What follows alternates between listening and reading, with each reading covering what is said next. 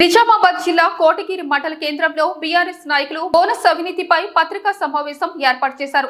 ఈ సందర్భంగా బీఆర్ఎస్ నాయకులు తెల్ల రవికుమార్ మాట్లాడుతూ బోనస్ లో అవినీతి జరిగిందని బట్టబయలు అయ్యి 6 నెలలు అవుతున్నా విచారణ అధికారి అంబర్ సింగ్ విచారణ పూర్తి చేయకుండా నిర్లక్ష్యం చేస్తున్నారని, విచారణ అధికారికి బదులుగా వేరే అధికారిని విచారణ జరిపించి ఈ బోనస్ లో జరిగిన అవినీతిని బట్టబయలు చేయాలని వివరిస్తూ మాజీ జెడ్పీటీసీ శంకర్ పటేల్ వారి సతీమణి కుమార్తె అతని తమ్ముడు భార్యపై మొత్తం 4,58,400 రూపాయలు ఏ విధంగా పడ్డాయని, వారికి ఎన్ని ఎకరాలు ఉంది, అందులో ఏ పంట పండించారు, విచారణ కేసు బహిర్గతం చేయాలని డిమాండ్ చేస్తూ ఈ బోనస్ వ్యవహారంలో సంబంధం ఉన్న రైస్ మిల్లర్లు ఎవరైనా ఉంటే, ఈ అవినీతిలో భాగస్వాములు ఉంటే స్వచ్ఛందంగా ముందుకు వచ్చి వారి తప్పులను సరిచేసుకోవాలని, ఇప్పటికైనా స్థానిక ఎమ్మెల్యే పోచారం శ్రీనివాస్ రెడ్డి చొరవ తీసుకుని నాయకుల ముసుగులో బోనస్ డబ్బులు కాజేసిన వారి పేర్లు బట్టబయలు చేయాలని అన్నారు.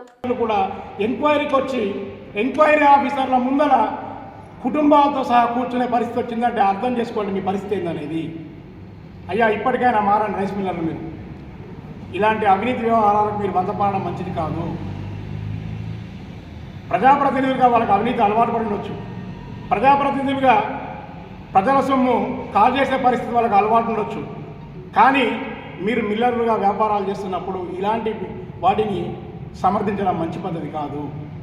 ఇప్పటికైనా మేము మిల్లర్లకు చెప్తున్నాం, ఈ వ్యవహారం నుంచి మీరు తప్పుకోండి. ఒకవేళ మీ భాగస్వామ్యం ఉంటే దీంట్లో నుంచి తేట తెల్లంగా మేము చేసిన అవినీతి ఇది మాకు అంటగట్టారు అని బయటకు వచ్చేసేయండి. ప్రజాప్రతినిధులుగా వాళ్ళు చేసి ఉండొచ్చు. ఈరోజు ఇప్పటికే చాలామంది ప్రజాప్రతినిధుల పేర్లు బయటకు వచ్చినాయి. బయటకు వచ్చిన ప్రజాప్రతినిధులకు ఉన్న పొలాలు, ఎన్ని ఎకరాల పొలాలు ఉన్నాయి, ఎంత బోనస్ బయటపడ్డదో మీ అందరికీ, మీడియా మిత్రులందరికీ తెలుసు. మేము సమాచార హక్కు చట్టం కింద దరఖాస్తు చేసుకుంటే జిల్లా అధికారులు ఇచ్చింది దీంట్లో క్లియర్గా ఉంది. ప్రాథమిక సహకార సంఘం కోటగిరికి సంబంధించిన బోనస్ డబ్బులు కౌలు రైతులు ఎవరెవరికి సంబంధించిన భూమిని కౌలు చేశారు, వారి యొక్క వివరాలు ఇవ్వడం జరిగింది అని జిల్లా అధికారులు ఇచ్చారు సమాచార హక్కు చట్టం కింద అడుగుతుంది. దీంట్లో పూర్తి రైతుల డాటా ఉంది. దీంట్లో ఎంతమంది రైతులు అయ్యారంటే 618 మంది రైతుల డాటా ఉంది. దీంట్లో మేమేమంటున్నాము, నిజాయితీగా నిక్కచ్చిగా ఎకరమో 2 ఎకరాలో 3 ఎకరాలో 4 ఎకరాలు ఉన్న రైతులకు బోనస్ పడితే మాకు అభ్యంతరం లేదు.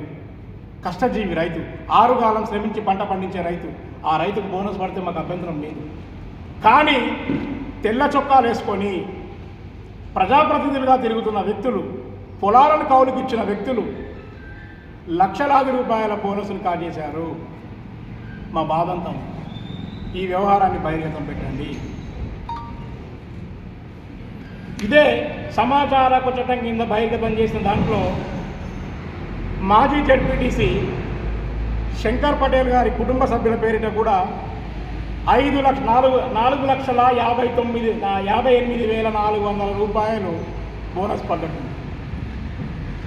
ఆయనతో పాటు ఆయన సతీమణి, ఆయన సోదరుడు భార్య, ఆయన కూతురు, వాళ్ళ ఇంట్లో 5 పేరిట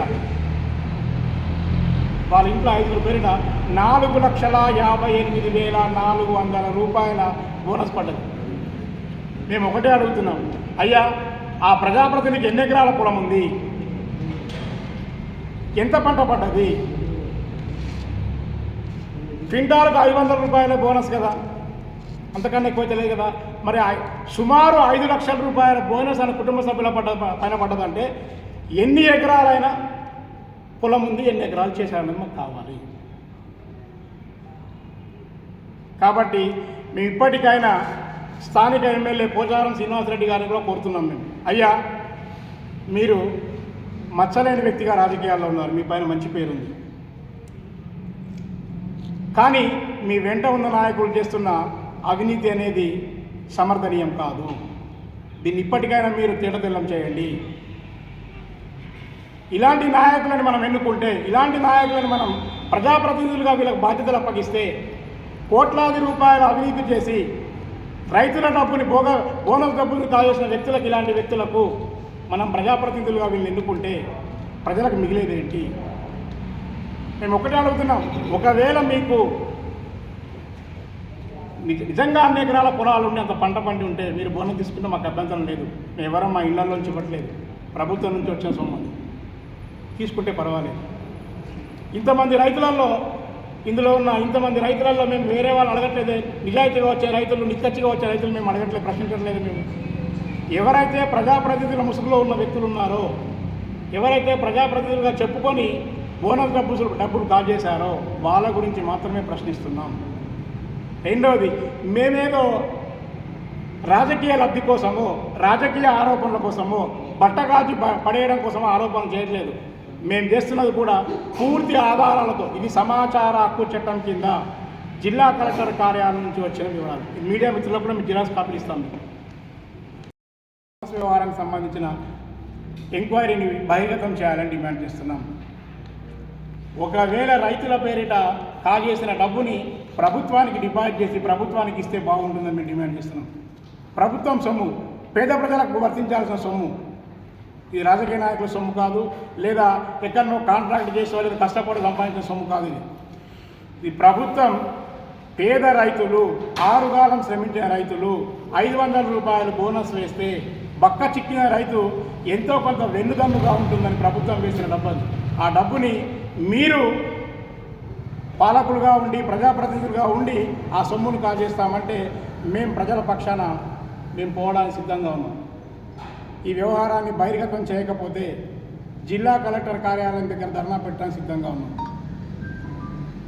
వెంటనే మా డిమాండ్ ఒక్కటే, వెంటనే ఎంక్వైరీ ఆఫీసర్ని మార్చాలి. ఎంక్వైరీ ఆఫీసర్ని మార్చేసి ఈ వ్యవహారంలో ఎవరెవరి పేర్లు, ఇంకా ఎవరెవరి పేర్లు బహిర్గతం అవుతున్నాయో వాళ్ళందరిపైన పూర్తి స్థాయిలో విచారణ చేసి, రైస్ మిల్లర్ల పైన కూడా పూర్తి స్థాయిలో విచారణ చేసి ఒక మీడియా సమావేశం ద్వారా ఎంత అవినీతి జరిగిందో బహిర్గతం చేయాలని కోరుతున్నాం. ఇలాంటి పాలకుల విషయంలో కూడా మండల ప్రజలు ఆలోచించాలని బీఆర్ఎస్ పక్షాన మా విజ్ఞప్తి. ఎందుకంటే బీఆర్ఎస్ పార్టీ అంటేనే ప్రజల పార్టీ, రైతుల పార్టీ. బీఆర్ఎస్ హయాంలోనే వచ్చిన పథకాలన్నీ కూడా రైతు పక్షాన ఉన్న పథకాలు. రైతు బంధు కానీ, రైతు బీమా కానీ, ఏ కార్యక్రమం తీసుకున్న రైతులకు చేదోడు వాదోడుగా వెన్నుదన్నుగా ఉన్న కార్యక్రమాలన్నీ బీఆర్ఎస్ ప్రభుత్వం తీసుకున్న కార్యక్రమాలు. కాబట్టి మేము ఈరోజు కూడా రైతుల పైన ఏదైనా హక్కు ఉంది అంటే పూర్తిగా బీఆర్ఎస్ పార్టీకే ఉంది, బీఆర్ఎస్ నాయకులుగా మాకే ఉంది. కాబట్టి మేము డిమాండ్ చేస్తున్నాము. మరిన్ని అప్డేట్స్ కోసం మా ఛానల్ని సబ్స్క్రైబ్ చేయండి.